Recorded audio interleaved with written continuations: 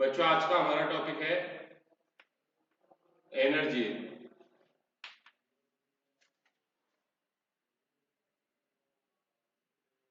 हाँ भाई, तो बेटा एनर्जी क्या है? It is the ability of a body to do work. बेटा ऐसा कोई भी चीज जो क्या कर सकती है, वर्क कर सकती है, हम लोग बोलते हैं उसमें क्या है, एनर्जी है। उसमें क्या है, एनर्जी है। जैसे कि भाई देखो, सपोज यहाँ पे नदी का बहता हुआ पानी है। इस बहते हुए पानी में अगर हम लोग जैसा कुछ थर्मोकॉल रख दो या कुछ लकड़ी रख दो, तो ये वो क्या होने लगती है, उसके साथ बहने लग जाती है। यानी पानी ने क्या करा, इस थर्मोकॉल पे फोर्स लगाया, और फोर्स लगने के बाद ये थर्मोकॉल क्या हो गया, डिस्प्लेस हो गया। यानी कि बहते हुए पानी ने क्या किया, वर्क किया। तो बहता हुआ पानी क्या कर सकता, वर्क कर सकता। तो हम लोग बोलेंगे बहते हुए पानी के पास क्या है, एनर्जी है। फिर जैसा हमने यहाँ पे एक स्प्रिंग लिए, स्प्रिंग को ऐसा कंप्रेस करके रख दिया, ऐसा कंप्रेस करके रख दिया, सब फिंगर से यहाँ पे ऐसा दबा के रखे, ठीक है। और यहाँ पे एक ऐसा ब्लॉक रखे ऐसा, और जैसे बेटा हमने हमारी फिंगर हटाए तो हम देखते हैं कि स्प्रिंग कहाँ पे आता है, उसकी नेचुरल लेंथ पे आता है। तो इसके लिए बॉक्स पे क्या लगा था, वो फोर्स लगा था। तो बॉक्स पे क्या लगी, फोर्स लगी, और बॉक्स क्या हो गया, डिस्प्लेस हो गया। यानी स्प्रिंग ने क्या किया, वर्क किया। तो भाई जो दबा हुआ स्प्रिंग है उसके पास क्या है, एनर्जी है क्या नहीं। वैसे ही बेटा जैसा हमने यहाँ पे एक ऐसा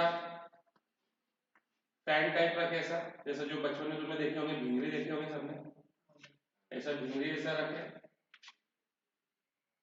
और यहाँ से हाइट से हमने एक स्टोन को ड्रॉप कर दिए। जैसे हमने स्टोन को ड्रॉप करे, वो स्टोन जाके किससे टकराया, ब्लेड से टकराया। ब्लेड से टकराया जिससे ये ब्लेड घूमना चालू हो गया, जिससे ब्लेड घूमना चालू हो गया। यानी कि स्टोन ने क्या किया, वर्क किया। यानी स्टोन के पास क्या है, एनर्जी। ऐसा स्टोन जो ग्राउंड से कुछ हाइट पर है उसके पास क्या है, एनर्जी है। तो ऐसी कोई भी चीज जो वर्क कर सकती है हम लोग बोलते हैं उसके पास क्या है, एनर्जी। ठीक है। अब ये एनर्जी तो बहुत होती है बेटा, heat energy, thermal energy, light energy, sound energy, nuclear energy, friction, बहुत एनर्जी देती है। लेकिन हमारे कोर्स में बेटा हम लोग पढ़ते हैं मैकेनिकल एनर्जी। क्या पढ़ते हैं, मैकेनिकल एनर्जी। और मैकेनिकल एनर्जी रहती है sum of kinetic energy and potential energy. Same of kinetic energy and potential energy. तो हमको दो एनर्जी पढ़ना है। अब बेटा पोटेंशियल एनर्जी भी बहुत रहती है, जैसे कि gravitational potential energy, spring potential energy, electrostatic potential energy. ठीक है। तो हम काइनेटिक एनर्जी पढ़ेंगे, और पोटेंशियल एनर्जी के अंदर हम लोग ग्रेविटेशनल और स्प्रिंग पोटेंशियल एनर्जी को स्टडी करेंगे। अब सबसे पहले काइनेटिक एनर्जी, बेटा ऐसी एनर्जी जो कोई भी ऑब्जेक्ट के पास उसके मोशन के कारण है। ठीक है, ऐसी कोई भी एनर्जी जो किसी भी ऑब्जेक्ट के पास उसके मोशन के कारण है, उसको हम लोग क्या बोलते हैं, kinetic energy. The energy possessed by an object due to virtue of its motion। ठीक है, हम उसका फॉर्मूला अभी डिराइव करेंगे, लेकिन मैं अभी फिलहाल लिख दे रहा उसको कि काइनेटिक एनर्जी का फॉर्मूला होता है हाफ एम वी स्क्वायर।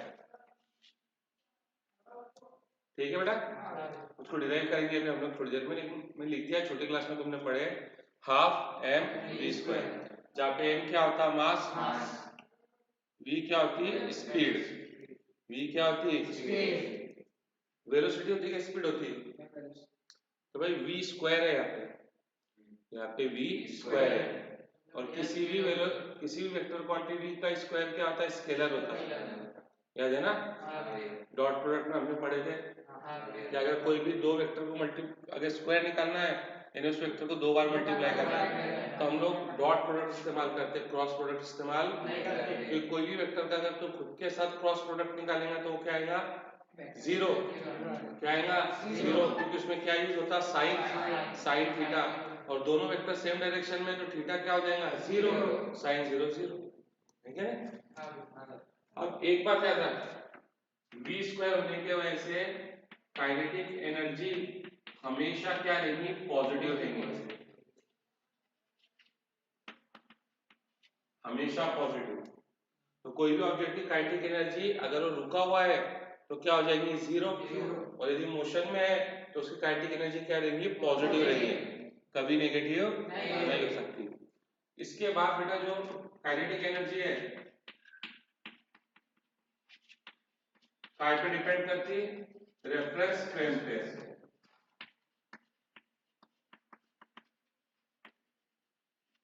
काय पे डिपेंड करती है, रेफरेंस फ्रेम पे, है कि नहीं, क्योंकि वेलोसिटी तो बेटा रेफरेंस फ्रेम पे डिपेंड करती है।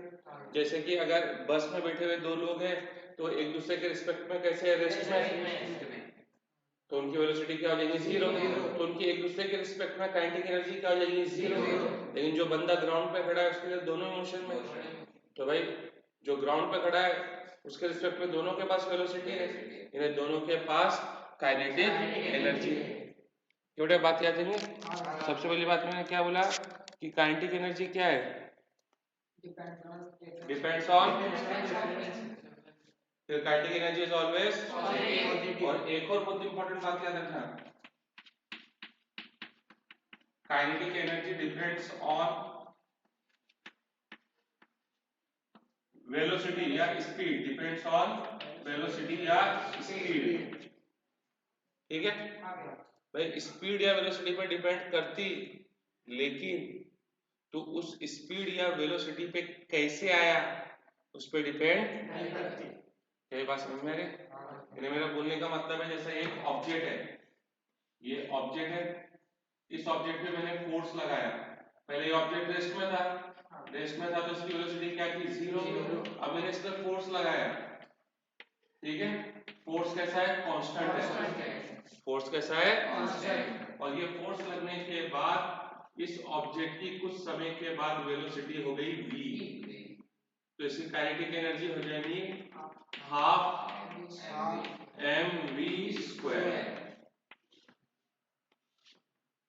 ये क्लियर है, पक्का? अब सेम सिचुएशन, वही ऑब्जेक्ट है, स्टार्टिंग में कैसा था, रेस्ट में, अब मैंने इसके ऊपर क्या लगाया, फोर्स, और ये फोर्स कैसी है, वेरिएबल है, यानी कांस्टेंट फोर्स नहीं है, वेरिएबल फोर्स है। और वेरिएबल फोर्स लगने के बाद कुछ समय के बाद इसकी वेलोसिटी कितनी हो गई, v, तो अभी इसकी काइनेटिक एनर्जी कितनी हो जाएगी, हाफ mv²। तो दोनों केस में देखो काइनेटिक एनर्जी क्या है, सेम है, लेकिन यहाँ पे v वेलोसिटी पे आने के लिए हमने कांस्टेंट फोर्स लगाए थे, और यहाँ पे v वेलोसिटी के लिए आने के लिए वेरिएबल फोर्स लगाए। तो डिपेंड नहीं करता कि तू v वेलोसिटी पे कैसे आया, तो कैसे से भी आपको कोई मतलब नहीं है, बस अगर दोनों केस में फाइनल वेलोसिटी सेम है तो उसकी काइनेटिक एनर्जी भी क्या रहेगी, सेम रहेगी। ये 3 बहुत इंपॉर्टेंट पॉइंट्स है काइनेटिक एनर्जी के। क्या बोला मैंने,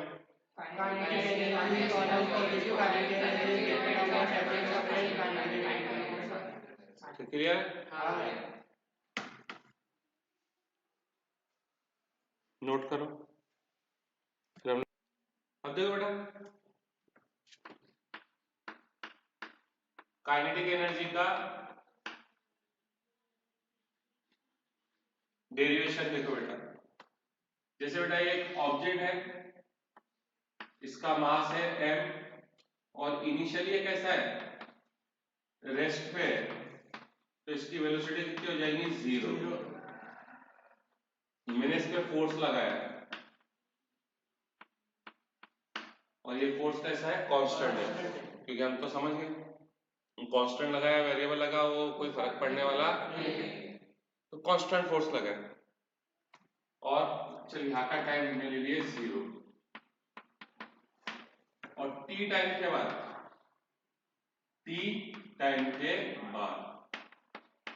इसकी वेलोसिटी हो गई v, कितनी वेलोसिटी हो गई v, और जो उसका डिस्प्लेसमेंट था वो हो गया s, वो हो गया s। तो बेटा हमको क्या निकालना है, इसकी काइनेटिक एनर्जी निकालना है। तो कोई हार्ड काम तो है नहीं, क्योंकि हमने क्या पढ़े, energy is the ability to do work, यानी एनर्जी और वर्क दोनों क्या है, सेम बात है। एनर्जी और वर्क दोनों सेम है। यही वजह है कि वर्क का यूनिट क्या है, जूल, और एनर्जी का भी यूनिट क्या है, जूल, क्योंकि दोनों क्या होते हैं, सेम होते हैं। क्या क्लियर है? ऐसा कोई भी ऑब्जेक्ट जो ज्यादा वर्क कर सकता, मतलब उसके अंदर ज्यादा एनर्जी है।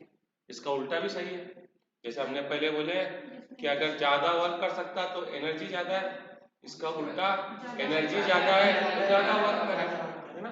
तो एनर्जी और वर्क क्या होते हैं, इक्विवेलेंट होते हैं। तो अगर मैं वर्क निकाल लूं तो वो एनर्जी हो जाएगा, तो मैं वर्क निकालता। अब बेटा फोर्स कैसी है, कांस्टेंट है, तो मैं वर्क को यूज कर लूंगा force into displacement cos theta. Theta कितना है, 0, क्योंकि मैंने जिस डायरेक्शन में फोर्स लगाया डिस्प्लेसमेंट उस डायरेक्शन में हुआ है, क्या नहीं बेटा। तो वर्क हो जाएगा फोर्स, डिस्प्लेसमेंट कितना है, s। क्या क्लियर है बेटा? अब फोर्स क्या होता है, mass into acceleration, mass into acceleration, है क्या नहीं। अब ये देखो बेटा, ये इक्वेशन हम लोग जानते हैं, क्योंकि फोर्स कांस्टेंट है तो हमारे ये इक्वेशन जिंदा हो जाते हैं। v equal u plus at, s equal ut plus half at square, v square minus u square equal to s, क्योंकि इन इक्वेशंस को डिराइव करने की कंडीशन थी कि एक्सेलरेशन क्या होना चाहिए, कांस्टेंट। तो अगर फोर्स कांस्टेंट है तो एक्सेलरेशन भी कांस्टेंट है। तो देखो यानी कि इसमें u कितना हो जाएगा, 0। u क्या होती है, इनिशियल वेलोसिटी, और इनिशियल वेलोसिटी कितनी है, 0। 2 a s, तो एक ऐसे a क्या हो जाएगा, a हो जाएगा v स्क्वायर अपॉन 2s।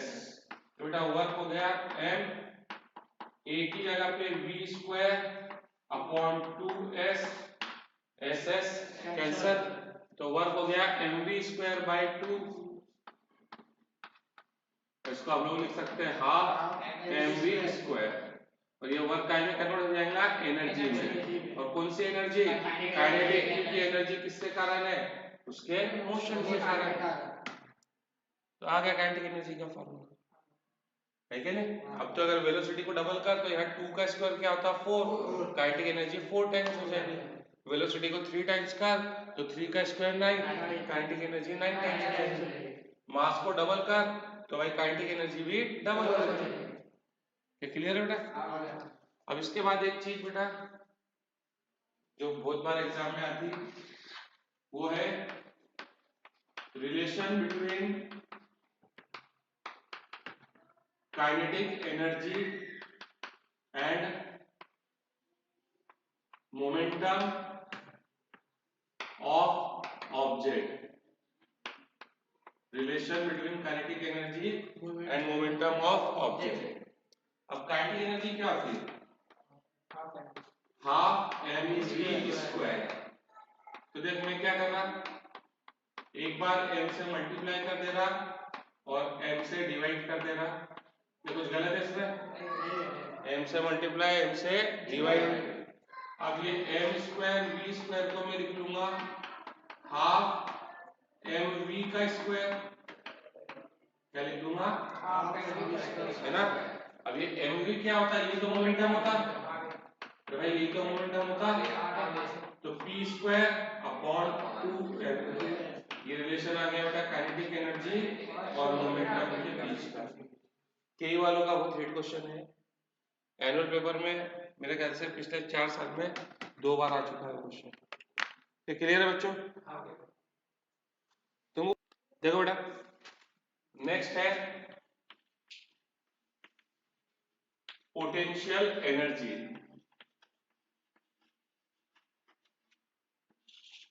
अब बेटा पोटेंशियल एनर्जी का मतलब होता है ऐसी कोई भी एनर्जी जो ऑब्जेक्ट के पास उसके पोजीशन,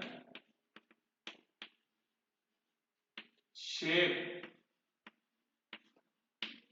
या कॉन्फ़िगरेशन, कॉन्फ़िगरेशन यानी अरेंजमेंट, ठीक है। इन चीजों के कारण ऑब्जेक्ट के पास जो भी एनर्जी आती वो कहलाती बेटा पोटेंशियल एनर्जी। जैसे हमने बात किए थे बेटा कि यहाँ पे हमने एक ऐसा अरेंजमेंट करा है, एक ऐसा स्टोन है, इस पे एक ऐसा लकड़ी प्लैंक रखे, लकड़ी का टुकड़ा, यहाँ पे एक बॉक्स रखे और यहाँ से हमने एक स्टोन ड्रॉप करे, क्या होगा? ठीक है, यानी बॉक्स पे क्या लगी? फोर्स लगी और बॉक्स क्या हो गया? डिस्प्लेस हो गया। यानी इस स्टोन के पास क्या थी? एनर्जी थी। वो किसके कारण थी? इसके हाइट के कारण। ठीक है, तो हम बोलेंगे स्टोन के पास क्या है? Potential energy. ठीक है बेटा, ये ऐसा तीर है भाई, हमारा तीर का मान ऐसा है, हमने यहाँ पे तीर रखे,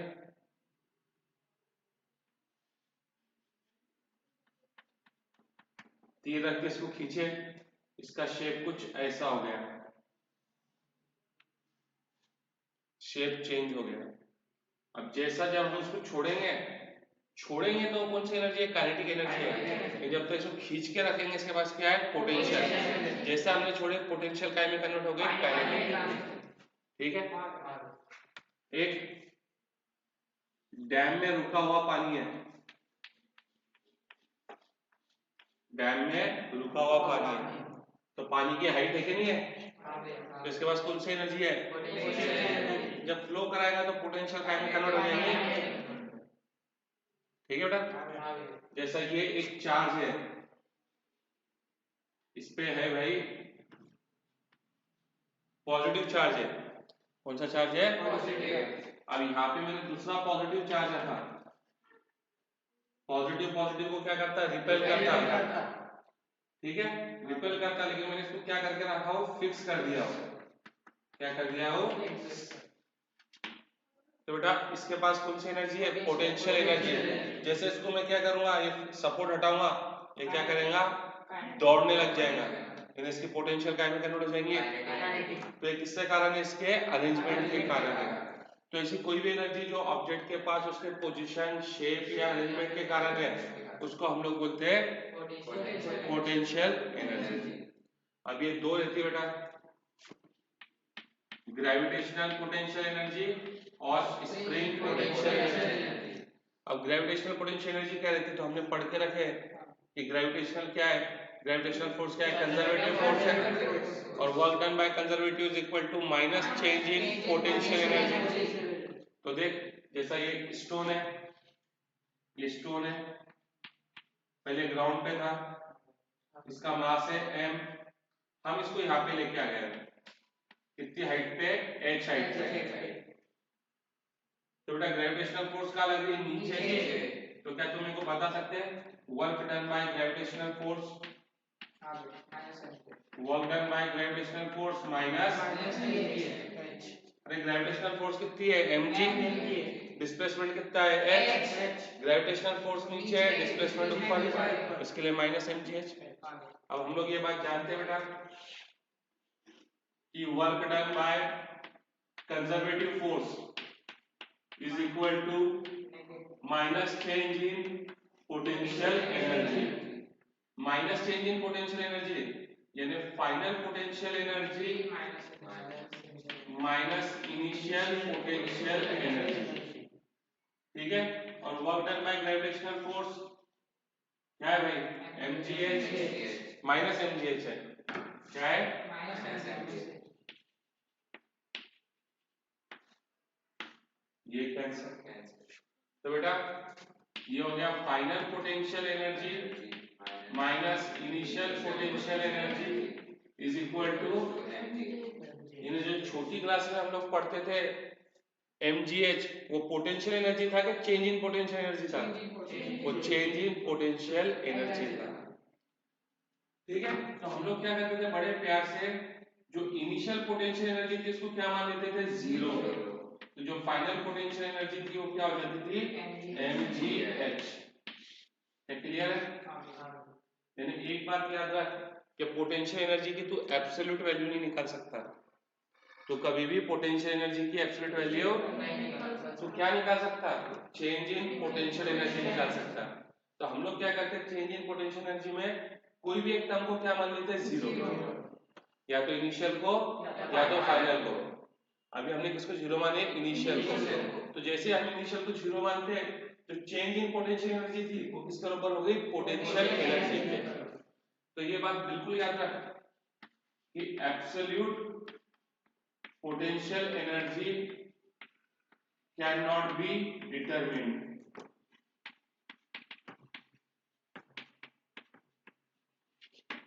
कभी भी तू पोटेंशियल एनर्जी की एब्सोल्यूट वैल्यू नहीं निकाल सकता, सिर्फ क्या निकाल सकता है, चेंज। अभी तो ऐसा केमिस्ट्री में पढ़ेगा कि एंथैल्पी, एंथैल्पी भी तो कभी नहीं निकाल सकता, एच कभी नहीं निकाल सकता, तो क्या निकाल सकता है, delta H. Delta H equal delta U plus P delta T. याद आ रहा, मतलब इतना तो याद होना कि एंथैल्पी नहीं निकाल सकते, केवल क्या निकाल सकते हैं, चेंज इन एंथैल्पी। वैसे यहाँ पे पोटेंशियल एनर्जी नहीं, only change in potential energy can be obtained या डिटरमिन्ड। क्या क्लियर है? अब बेटा पोटेंशियल एनर्जी रेफरेंस पे बेस्ड है। पोटेंशियल एनर्जी जैसा मैं यहाँ पे जो mgh में h है, h कहाँ से गिर रहा था, ग्राउंड से, तो ग्राउंड की पोटेंशियल एनर्जी क्या हो गई थी, जीरो, है क्या नहीं? अब देख, जैसा सपोज मैं ये ऐसा अरेंजमेंट है, साइड से देखो तो तुम ऐसे फ्लोर पे बैठे और मैं तुमसे थोड़े ऊंचे फ्लोर पे हूं, तुम जो फ्लोर पे पैर रख के बैठे हैं मैं उससे थोड़े ऊंचे फ्लोर पे हूं। अब यहाँ पे एक ऑब्जेक्ट है, इसका मास है 1 kg और ये हाइट है इसकी 1 मीटर और ये हाइट है बेटा 0.5 मीटर, यानी 0.5 मीटर ऊंचा खड़ा हूं। अब तू यहां खड़ा है, मैं बोलूंगा बोल पोटेंशियल एनर्जी कितनी है, तो तेरे हिसाब से पोटेंशियल एनर्जी हो जाएंगी m g h। तेरे हिसाब से इसकी हाइट कितनी है, 15 जूल। मेरे हिसाब से क्या है, मैं यहां खड़ा हूं तो मैंने इसको रेफरेंस मान लिया, तो भाई मेरे हिसाब से पोटेंशियल एनर्जी कितनी हो जाएंगी, m g h। तो तू किसको रेफरेंस मानता, उसके हिसाब से काम चलता। तो देख बेटा, ये डिपेंड कर रहा है कि तू रेफरेंस किसको ले रहा है। अगर इसको रेफरेंस लेता तो अलग एनर्जी है, इसको लेता तो अलग एनर्जी। अब मैं अगर इसके लेवल को रेफरेंस मान लूं, जहां पे ऑब्जेक्ट था इसको रेफरेंस मान लूं, मैं तेरे को बोलूं कि भाई सपोज ये चौक का टुकड़ा नीचे पड़ा है, बता उसकी पोटेंशियल एनर्जी कितनी है, जीरो। तो क्यों, क्योंकि तू ये फ्लोर को क्या मान रहा है, रेफरेंस मान रहा है। लेकिन अगर तू जहां साइकिल लगाता अगर वहां से गिनेगा तो उसकी हाइट है, फिर उसकी पोटेंशियल एनर्जी क्या होगी, नॉन जीरो, पॉजिटिव एनर्जी होगी ना। अब कोई बोला नहीं मैं तो ये यार ये फ्लोर को मान लेता, मैं जो ऊपर वाला फ्लोर इसको रेफरेंस मानता, तो इसकी हाइट तो नेगेटिव होगी ना, तो इसकी पोटेंशियल एनर्जी क्या हो गई, नेगेटिव हो गई। तो इसके लिए हम लोग बोलते हैं कि जो पोटेंशियल एनर्जी है वो रेफरेंस बेस्ड एनर्जी है।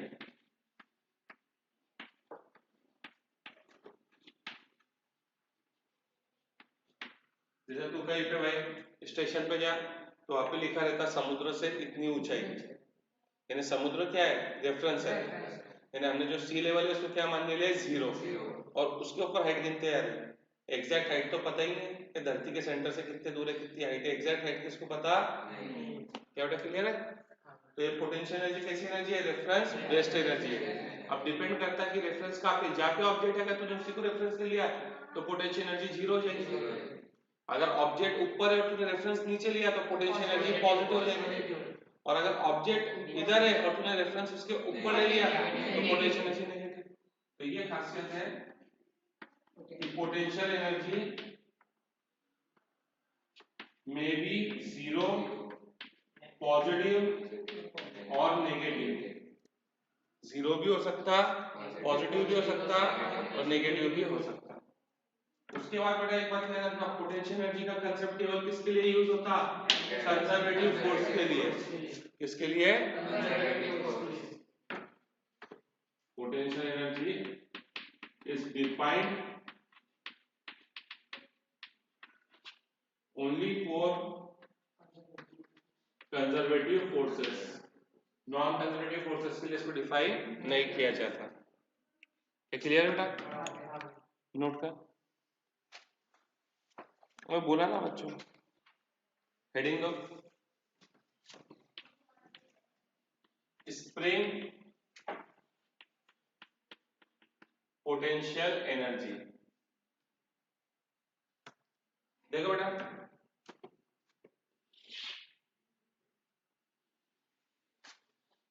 ये स्प्रिंग है, ये इसकी नेचुरल लेंथ है बेटा। यहाँ पे हमने एक ब्लॉक लगाया, इस ब्लॉक का मास है m, ये बेटा इसकी नेचुरल लेंथ, ठीक है। अब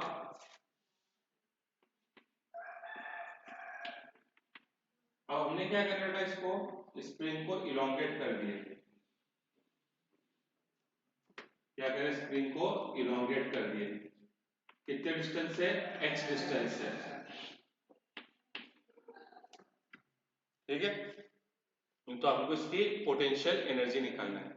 तो मैंने तुमको बताया था इस दौरान क्या लगती, वेरिएबल फोर्स लगती। तो हम लोग क्या करेंगे, इनिशियल और फाइनल के बीच की स्टेज लेंगे, जब इसके अंदर कुछ इलोंगेशन रहेगा, कुछ इलोंगेशन रहेगा, लेकिन वो जो इलोंगेशन है, ये जो इलोंगेशन है, इस इलोंगेशन से क्या रहेगा, कम। तो ये इलोंगेशन हमने लिया बेटा x, क्या ले लिया, x, ठीक है। अब इस पे जाके मैंने इसको क्या करा, और थोड़ा सा डिस्प्लेस कर दिया dx से, ठीक है। क्या भाई, ठीक है। मैंने क्या बोला, late x be the elongation in spring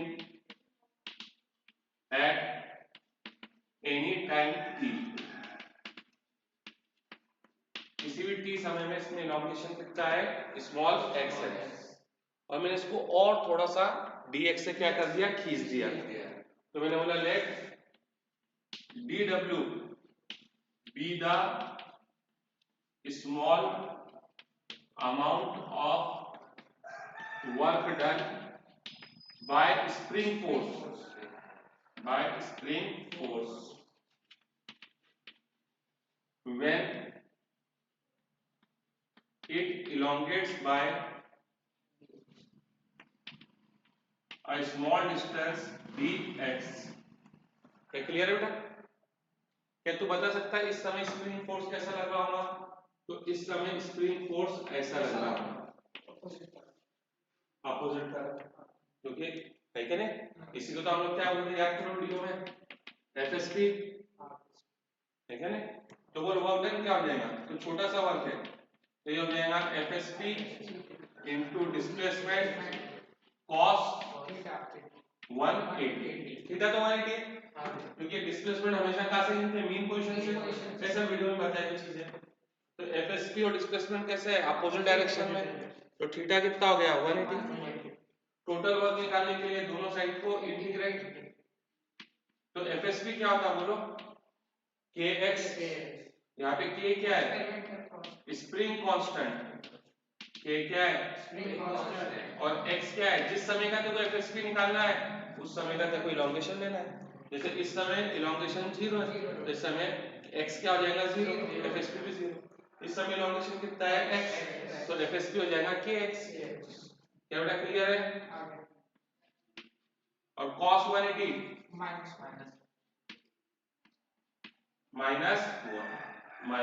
1, क्या क्लियर है? अब x क्या है, इलोंगेशन, स्टार्टिंग में इलोंगेशन कितना है, 0, और फाइनली इलोंगेशन कितना है, कैपिटल X। क्या क्लियर है बेटा? तो वर्क डन हो गया, माइनस k तो कांस्टेंट रहता, नाम ही कांस्टेंट है, उसको बाहर निकाल दो, क्या बचा x, x का इंटीग्रेशन x स्क्वायर अपॉन 2। क्या क्लियर है? पहले x की जगह पे पुट अप करेंगे upper limit minus lower limit upon में 2, तो वर्क डन हो गया minus k x square upon 2। और ये भाई किसका वर्क है? स्प्रिंग फोर्स का। और स्प्रिंग फोर्स कौन सी फोर्स है? Conservative force. तो work done by conservative force is equal to minus change in potential energy. क्या क्लियर? तो work done by spring force कितना है? Minus k x square upon 2 minus change in potential energy यानी final potential energy minus initial potential energy. तो अब इसमें मैं बड़ी चालाकी से क्या कर लूंगा, ये क्या हो गया? Final potential minus initial potential is equal to half के एक्स स्क्वायर। तो इनिशियल पोटेंशियल एनर्जी को क्या मान लूंगा? 0। इनिशियल पोटेंशियल एनर्जी को क्या मान लूंगा?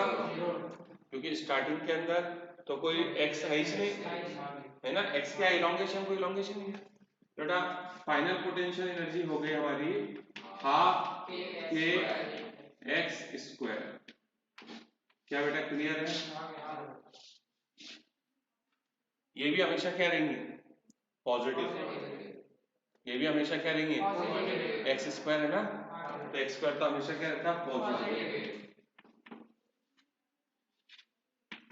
तो भले ये पोटेंशियल एनर्जी है, लेकिन हमने क्या था कि पोटेंशियल एनर्जी पॉजिटिव भी हो सकती है, नेगेटिव भी हो सकती है, जीरो भी हो सकती है, लेकिन ये हमेशा क्या रहेंगी? पॉजिटिव। बोल क्लियर है कि नहीं? स्प्रिंग फोर्स समझ में आया? नोट कर लो बेटा।